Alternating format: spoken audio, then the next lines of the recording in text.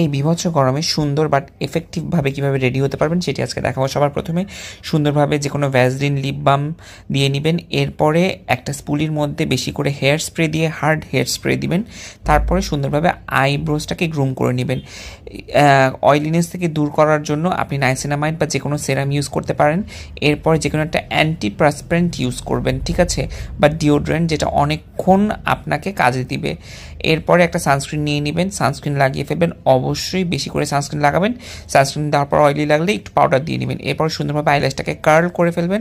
Eyelash curl করার পর যে কোনো আইল্যাশ জাস্ট আউটার সাইডটা কেটে সুন্দরভাবে লাগাই করার ফলে just look at the look. I mean মনে হচ্ছে আমি অনেক কিছু করছি, আমি কিন্তু কোনো রকমের কোনো মেকআপই দিই নেই, জাস্ট লিপ বাম, সানস্ক্রিন। আপনারা এরকম করে কোনো মেকআপ না করে ল্যাশ করলে আপনাকে খুবই